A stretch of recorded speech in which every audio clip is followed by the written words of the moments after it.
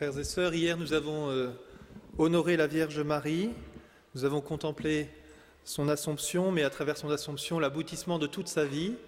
Aujourd'hui, l'Écriture nous donne un autre modèle, une autre figure, c'est celle de Moïse, où on voit aussi l'aboutissement de sa vie au bout de 120 ans, notamment 80 à suivre le Seigneur.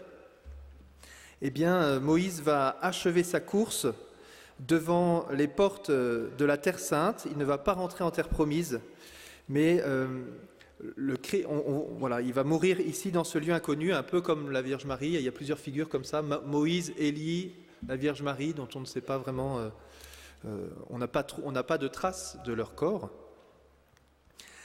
Et donc à travers ces figures de la Vierge Marie et puis de Moïse, je me dis que le Seigneur vous donne plusieurs figures. Ce matin on a parlé de Pier Giorgio Frassati, on a évoqué Saint Claude et Sainte Marguerite Marie ici. Et justement j'aimerais vous redire cette parole peut-être en premier point. Souvenez-vous de l'aboutissement de la vie qu'ils ont menée.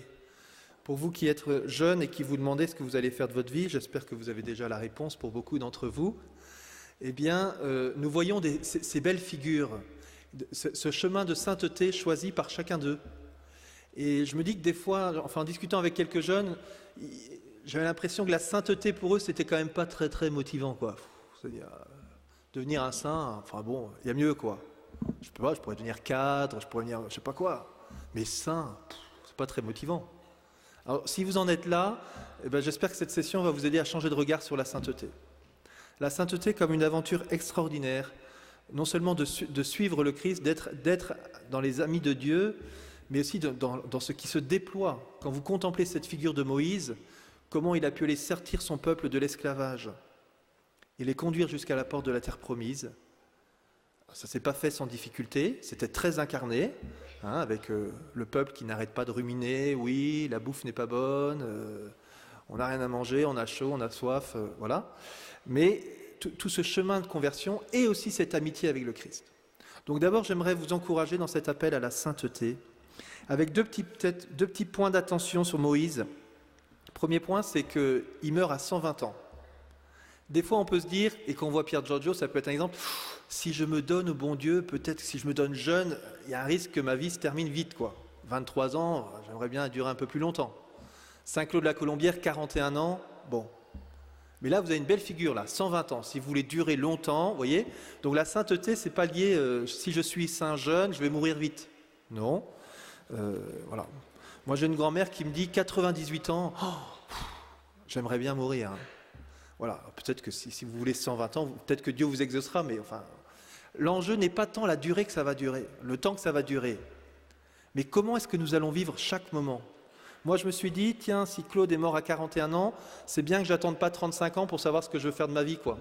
Parce qu'une fois que je serai un peu décidé, il me restera peut-être plus que 5 ans. Donc, voilà. Allons-y dès maintenant. Où est-ce que Dieu vous appelle ? Et engagez-vous maintenant. Je prenais un autre exemple, je pensais à ça tout à l'heure. Je vois des gens qui sont des parents qui sont un peu fatigués parce que leurs ados sont encore là, ils s'approchent de la soixantaine. C'est sûr, c'est plus compliqué d'avoir des gosses à 40 ans qu'en avoir à 20 ans. Vous imaginez, vous avez 45 ans, vous avez déjà eu vos enfants. Waouh ! Une nouvelle vie s'ouvre devant vous.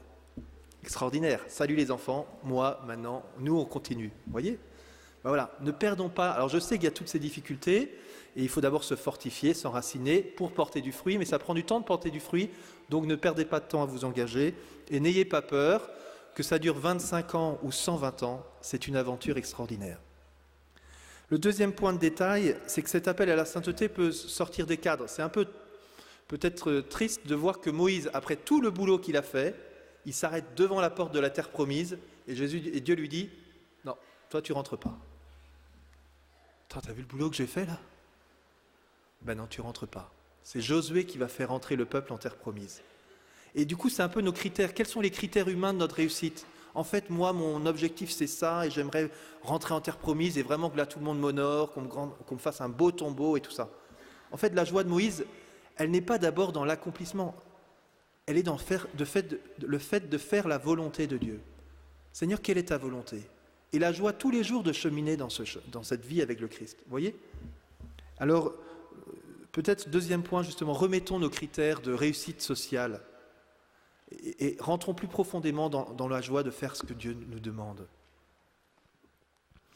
Pour entrer dans cette vie avec le Seigneur, nous avons donc entendu cet évangile, et qui est un évangile qui peut nous aider notamment à voir comment Dieu nous parle. Comment Dieu nous parle aujourd'hui, comment Dieu nous rejoint. Et on a cette parole à la fin, quand 2 ou 3 vous êtes réunis en mon nom, je suis là au milieu de vous. En fait, Dieu parle aussi à travers cet évangile, c'est vraiment la figure de l'Église. Dieu vient nous rejoindre et on peut cheminer avec le Christ, mais on ne chemine généralement pas seul. Alors, à la fois dans l'aspect positif, si vous vous mettez d'accord entre vous, tiens, vous voyez comment l'Esprit Saint est au cœur de votre vie, et aussi dans les désaccords. La première partie, c'est une attitude qu'on ne fait rarement.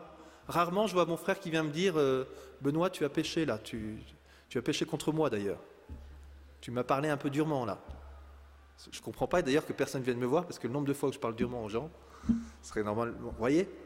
Et là, c'est quand même, il y a une simplicité dans la vie fraternelle qui te fait dire « Je vais voir mon frère pour lui dire « Tu sais, tu aspires à être un saint, là, il y a un petit point de conversion. » quoi. Et en fait, on a besoin les uns des autres pour s'aider à avancer. Vous voyez, on a besoin de s'encourager parce qu'on sait très bien que ce n'est pas facile de suivre le Christ, ce n'est pas si évident que ça. Et aussi, parce que nous-mêmes, dans notre propre cœur, il y a des points où nous sommes invités à nous convertir. Et est-ce que nous sommes là pour nous entraider dans ce chemin à la sainteté ou pour savoir qui gravira le plus vite le haut de la montagne, quoi. C'est pas ça l'enjeu. L'enjeu, c'est qu'on soit tous encordés et qu'on arrive tous au sommet. Et peut-être que sur la route, on verra d'ailleurs des gens qui ne sont même pas encordés, qui ne savent même pas où est le sommet, qui sont complètement paumés. Et il sera intéressant de leur dire, viens, allez, on se met encordés, on avance ensemble. Alors demandons la grâce au Seigneur, en ces jours, d'être à l'écoute du Seigneur. Dieu nous parlera à travers peut-être une homélie, c'est pas sûr, mais d'autres moyens, vous voyez. Voilà, moi, hier soir, j'étais touché par une parole du Père Daniel Ange. Je me suis dit, tiens, en fait, là, Seigneur, c'est là que tu m'attends. Voilà. C'est tout bête, il a redit, le Seigneur est là, il est au milieu de nous comme il y a 2000 ans. Alors, je ne fais pas avec son accent, pardon, j'ai pris l'accent de quelqu'un d'autre. Et donc, il est là au milieu de nous. Et je me dis, tiens, Benoît, quand même, le Seigneur te redit peut-être, avance, reste pas très loin et mets-toi vraiment au pied du Seigneur. Voilà. Et chacun d'entre nous, vous voyez, à travers tout ce qu'on va vivre ici, Dieu veut nous parler. Il va nous rejoindre les uns avec les autres. Alors que ces jours nous encouragent et nous renouvellent dans la joie d'être des saints, que nous puissions redire comme le psaume, « Venez, écoutez, vous tous qui craignez Dieu, je vous dirai ce qu'il a fait pour mon âme. » La première lecture nous dit qu'il n'y a pas eu d'autres hommes depuis Moïse aussi sages que Moïse. C'est un beau défi à relever. Josué a pris la suite. Après Josué, il y a eu de nombreux saints qui nous entourent. Et j'espère que dans quelques siècles, on rajoutera vos portraits dans la grande tente qui se sera agrandie à Paray-le-Monial. Amen.